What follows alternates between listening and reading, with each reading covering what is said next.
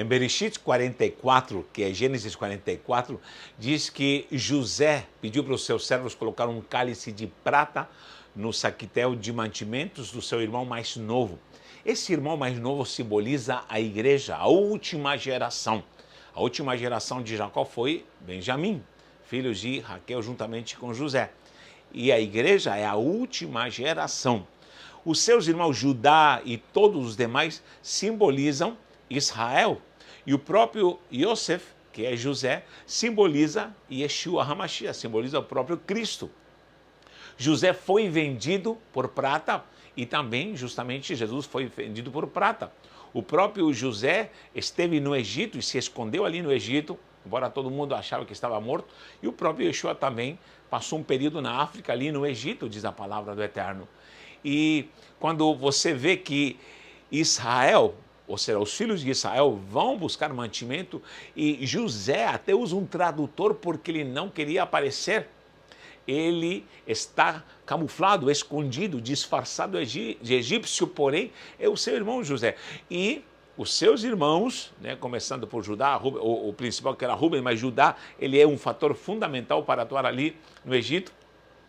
E ele não o reconhece. Isso simboliza Israel como o irmão mais velho que não reconheceu a Yeshua HaMashiach. Inclusive, Israel condenou a Yeshua e crucificou. E nós sabemos isso. Assim como os seus irmãos venderam a José e o deram por morto. Isso é algo muito sério. Mas ele começa a lidar com seus irmãos disfarçados e não se dá a revelar. Queridos, Yeshua ainda não vai se dar a revelar em plenitude para Israel. Não, esse tempo vai chegar. Mas para nós que somos gentios, que somos a sua igreja, a geração Benjamim é a última geração. O irmão mais novo, ele com certeza é fundamental para receber esta revelação e entender que ele é realmente o Messias. Ou seja, José só vai começar a se revelar e se manifestar quando é trazido Benjamim, a ascensão da igreja. Ele diz, tragam Benjamim, tem um irmão mais novo, então tragam ele aqui. Então, Yeshua está levantando a última geração. A ascensão da igreja é a preparatória para o fim.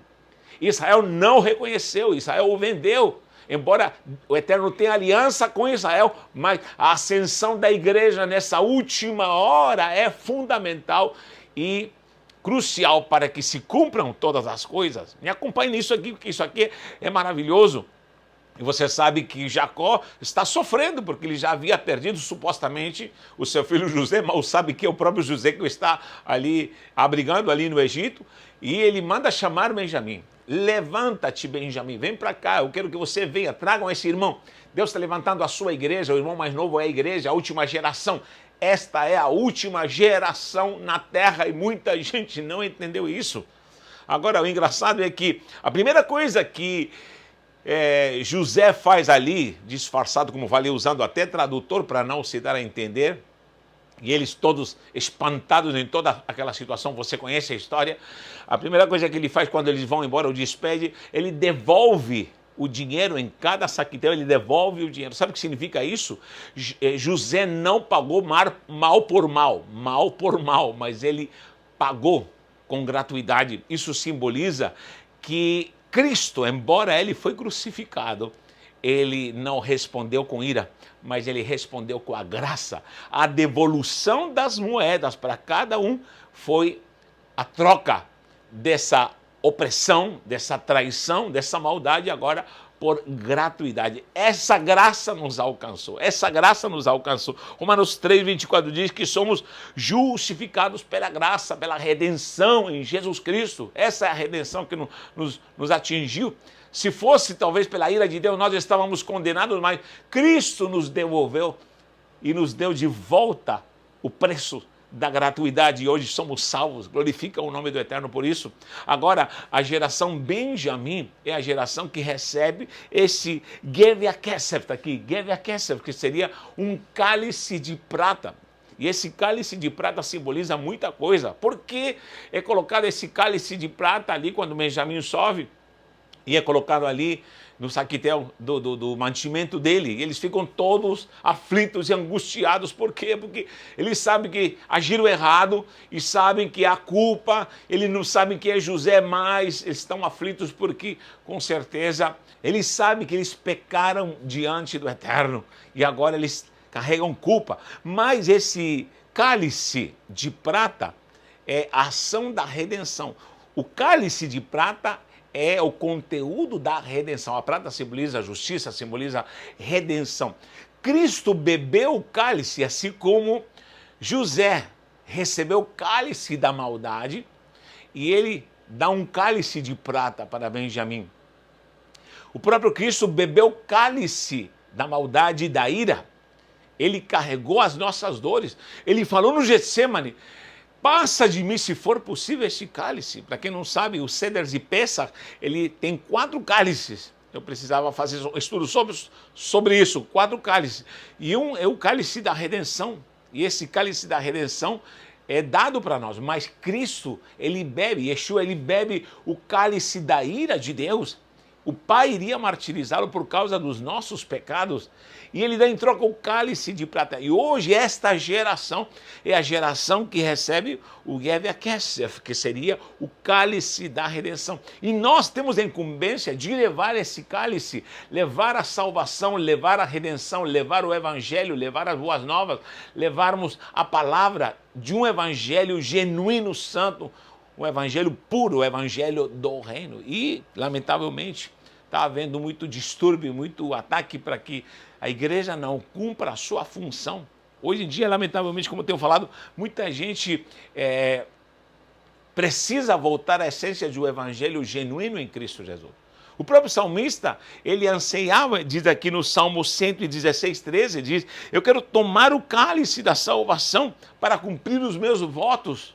Toda pessoa que bebe o cálice da salvação, ela cumpre os propósitos de Deus. A igreja tem esse cálice.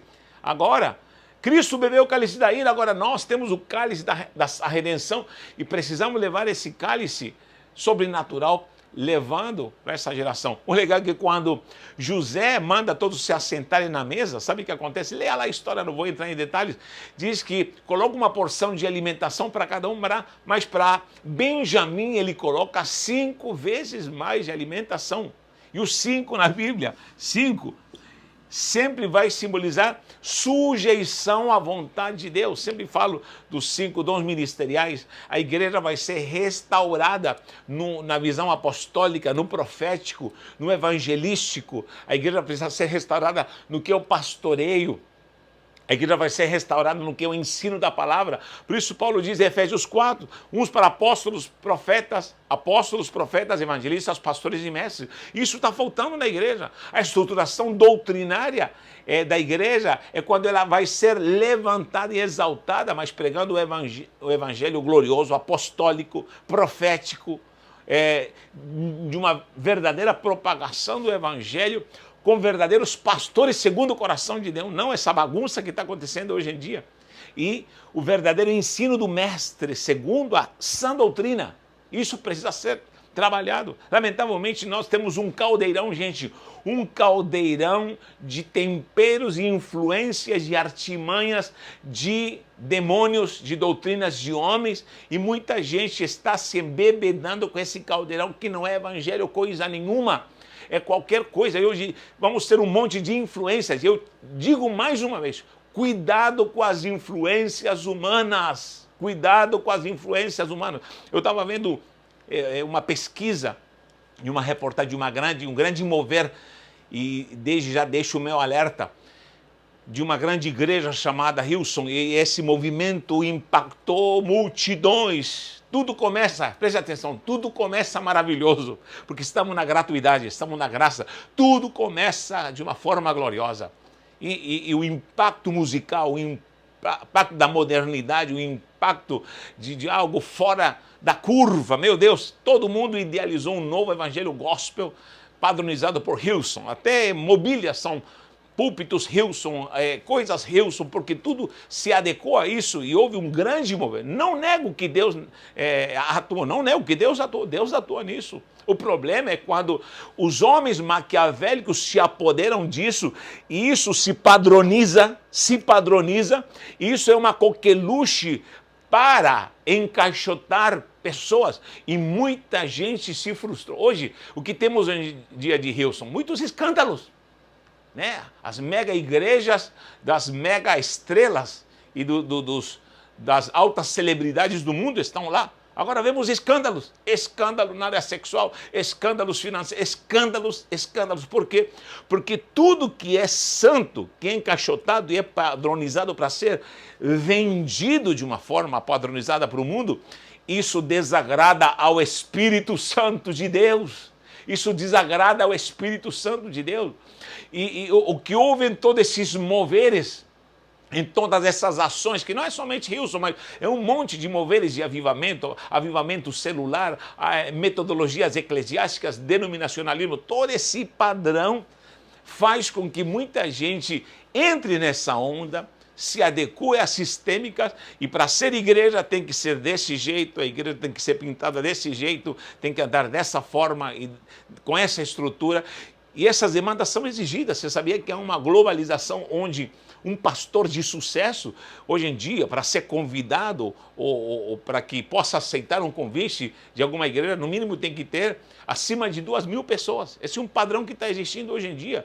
Pastor de sucesso é uma mega igreja acima de 2.000. E existe uma cúpula, não somente no Brasil. Querido, eu te falo porque eu já rodei o Brasil, já rodei a Europa, já rodei alguns países daqui da América Latina, e eu vejo que essa globalização maligna padronizou a igreja, onde muita gente tem que andar com esse perfil para ser um ministério, um ministro de sucesso. Isso não é verdade. E eu tenho encontrado nessa estrada de anos muita gente frustrada, pastores frustrados. Por quê? Porque lhes prometeram que teriam multidões, que seriam pais de multidão, lhes prometeram ABC, resultado, lhes ofereceram assessoria técnica para crescer a igreja, para implantar ABCD, pinta isso, faz isso, coloca isso. Não estou dizendo que nós não devemos nos modernizar, não me confunda, por favor, que alguém pode me criticar. Sim, vamos pintar a igreja de uma forma mais moderna, beleza, não tem problema. Eu sou do tempo dos anos 80, não é nem data show, do retroprojetor, aquelas lâminas, lembra?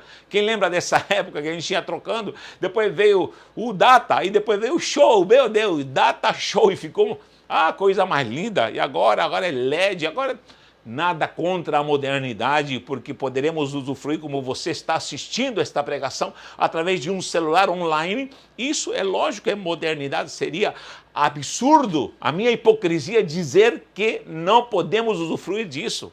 Amém? Agora, por favor, eu achar que o encaixotamento, segundo esses figurinos mesquinhos, como digo, é a plataforma para a essência do meu ministério, querido, aí já começamos a errar. Padrões humanos, padrões de um globalismo movido pelo ego, onde somente os grandiosos, os poderosos, os que estão no poder vão conseguir ser os mega pastores, os super poderosos. Querido, fuja disso. Fuja disso, porque um malandro pode ter muito sucesso com isso, um habilidoso, até que talvez não seja malandro, mas ser habilidoso, e é fácil se enganar com técnicas, que já vivi tudo isso, é fácil se enganar com técnicas, é fácil ter resultados de metodologias, é fácil ter assim uma satisfação de resultado de ativismo sincronizado e feito com dedicação. Sim, é fácil ter, mas cuidado para que isso não te engane, para você achar que isso está sendo ser sacrifício vivo e estar fazendo a vontade do Eterno. Eu nunca posso me enganar, escute por favor o que eu vou lhe falar, eu não posso me enganar porque eu sou pastor de uma igreja, tenho ovelhas lindas, abençoadas, sei o que é evangelismo, sei o que é trabalho com crianças, sei o que é trabalho com jovens, sei o que é fazer, investir, construir, sei tudo isso. Não é de hoje que eu pastoreio, mas nunca eu posso trocar a alegria de resultados seculares pela alegria de só servir a Cristo. Eu não posso ter alegria só porque minha igreja é mega.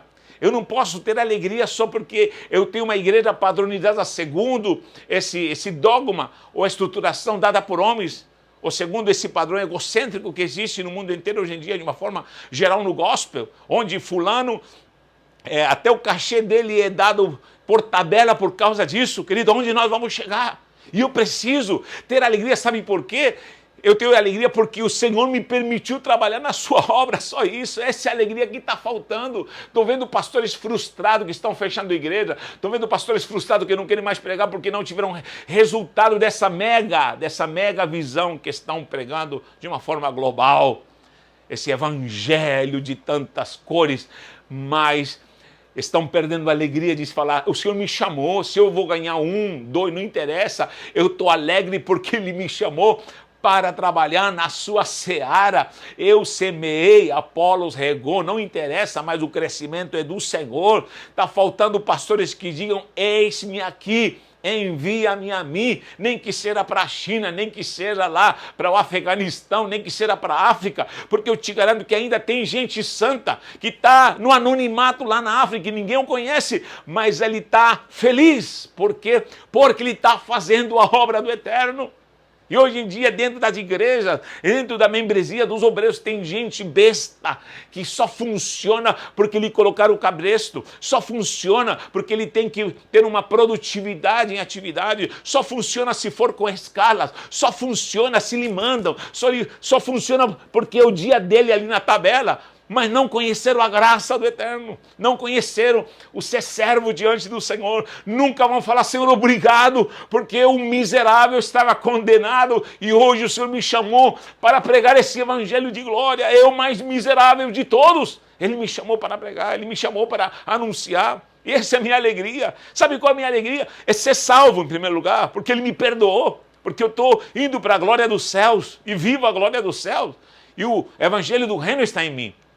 E a segunda coisa que me alegra é a liberdade que Ele me deu para pregar esse evangelho, mais nada. A alegria de ser portador, de ser embaixador, e acabou. Eu não quero saber se a minha igreja é mega ou não, se eu sou considerado como um pastor dos top do Brasil ou não, não. Eu sou servo, preciso ser servo e entender isso com a alegria e a virtude do Espírito. E aí começo a experimentar uma virtude santa. E começam a ser tratados. Querido, sabe o que está acontecendo?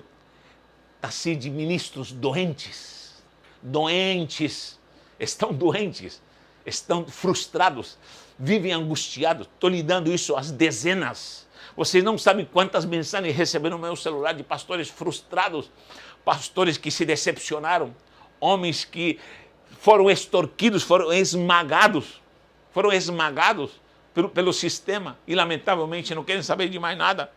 Paulo falava com autoridade, olha o que Paulo diz aqui aos Gálatas, estava meditando aqui, para que nós tenhamos cuidado. Gálatas capítulo 1, diz aqui no versículo 10, porventura procuro eu agora o favor dos homens ou o favor de Deus? Essa é a primeira coisa que eu tenho que falar. Eu quero o favor dos homens ou o favor de Deus? Porque há um evangelho do favor dos homens. Há um evangelho do favor dos homens. Há uma agenda dada pelos homens. Há um status, há um perfil. Há uma cúpula, há uma redoma dos grandiosos, dos poderosos, dos mega. E isso já engodou muita gente. Presta atenção, muita gente pensa que porque conquistou com suas metodologias alguma coisa, pensa que isso é ser sacrifício vivo diante dele. E muita gente que não está nem se consagrando, nem orando, porque ele tem só resultado, pensa que ele é alguma coisa. Querido, vem o tempo do fim, onde a peneira vai passar, meu irmão. Tem muito pastor de Laodiceia que vai ser vomitado. E tem gente que, meu irmão, está em pecado, está em prostituição, está em pornografia, está em mentira, está em engodo, está envolvido na política, está se manifestando, não sou nem da direita nem da esquerda, mas está envolvido em engodo de política. Cuidado. A mão do Senhor vem, assim diz o Senhor. Vem tempos de peneira, vem tempos de purificação. Benjamim tem o cálice de prata. E ele vai ser o crucial para que ele venha, se levante, se assente à mesa, e o Senhor restituirá a igreja nesse último tempo, no mínimo 5 vezes mais. E eu profetizo na sua vida virá, nessa última hora, 5 vezes mais, no mínimo, de unção, de poder e de glória. 5 vezes mais do que os seus irmãos. E essa virtude vai fazer com que a igreja se levante com o último avivamento da terra. Olha o que diz Paulo aqui. Ou procuro agradar a homens. O que eu faço? Agrado a Deus ou agrado aos homens? Se agradasse ainda a homens, não seria mais servo de Cristo. Esse é o problema. Toda vez que eu quero agradar a homens, andar num sistema de homens, numa sistêmica de homens, num padrão de homens, numa estrutura de homens, um evangelho moldado por homens, púlpitos de homens, altares de homens, né, músicas de homens, metodologias evangelísticas, celulares de homens, metodologias de ABCD para fazer crescer a igreja. E aí vê um monte de pastores que até já estão frustrados, essas mega igrejas, frustrados porque chegaram a ter um ponto onde não anda mais, porque a técnica vai até certo ponto. Passou o tempo do 12 vezes 12 vezes... Essa era uma mágica, né, técnica que trava. E tenho visto todos, nenhum, mas todos frustrados, porque estagnaram, porque a metodologia de homens chega até certo ponto. E acabou. Agora a gratuidade e a virtude da unção do Espírito, ela multiplica. Para fazer o quê? Para fazer a vontade dele, só isso. E qual é a vontade dele? E de repente Deus me chamou, sabe para quê? Para conquistar o meu vizinho e acabou. Para conquistar a minha sogra e acabou. E eu tenho que ser cheio da vontade dele, da graça dele, do propósito dele para entender que para mim talvez foi dado 1 talento e a outro 5 e acabou. Agora, porque me deram 1, não me dá o direito de escondê-lo. Não me dá. Eu preciso desenvolvê-lo e multiplicá-lo e ser tão alegre quanto aquele que tem 5.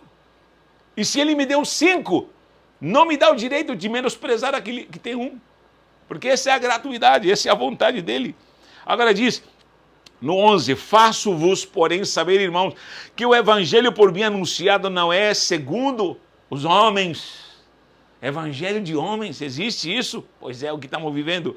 Porque eu não recebi nem aprendi de homem algum. Paulo já, como um bom colérico, está falando com autoridade aqui e se justificando e falando, mas mediante a revelação do Senhor Jesus Cristo. Como está? Como está essa revelação de Yeshua na sua vida? Como está o evangelho impregnado? Que evangelho te passaram? Te passaram o evangelho da tabelinha? Te passaram o evangelho do padrão humano, da internet? Qual é o evangelho que estão te lecionando? Da escolinha de líderes? Qual é o evangelho? Da escolinha dominical? Da escolinha sabática? Qual é o evangelho que estão te passando? Da denominaçãozinha sua? Dos libertos, dos quintos dos infernos? Como que chama o título da sua igreja ou da sua denominação? Qual é o padrão que você tem? Conheça o verdadeiro evangelho do reino. Congregue, busque, faça obra, evangelize, visite hospitais, faça a obra do Senhor, ganhe alma, mas não se frustre, porque temos muita gente frustrada, porque o engodo das aparências já desiludiu muita gente. Eu tenho me afastado, quero falar abertamente, de congressos, lugares onde me convidam para pregar, tenho dito não vou mais, não sei até quando, confesso que eu não sei até quando. Mas o Senhor tem me afastado de falar, não vai. Lugares onde congregar, lugares onde ia pregar, era lindo, maravilhoso, mas o Senhor começou a me mostrar coisas humanas.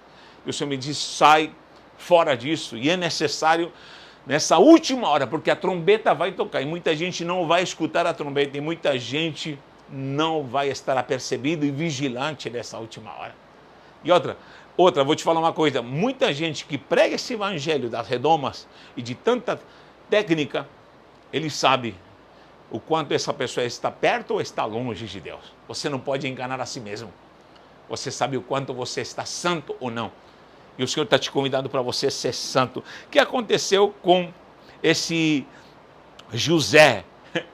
Quando vem Benjamim, lhe dá o cálice e todo mundo tem que voltar. O engraçado é que era um cálice tão precioso, esse termo cálice das adivinhações. Muita gente me pergunta, por que é chamado cálice das adivinhações? Porque, logicamente, no Egito havia muito culto de bruxaria, na Hash, que seria a cultura de fazer coisas místicas com coisas. E as pessoas começavam a procurar em coisas, em objetos, para poder fazer suas mandingas, vamos falar assim. Isso era a bruxaria do Egito. E surgiu o costume que quando alguém usava um cálice, uma mesa ou um objeto, ele se apegava e era algo de uso exclusivo. Então, não é que José estava fazendo feitiçarias ou adivinhando alguma coisa, não era isso. Mas significa que era o cálice estimado, sabe? Aquele cálice, a caneca que ele gosta de tomar o seu café, o seu chá. E ele simulou tudo isso para quê?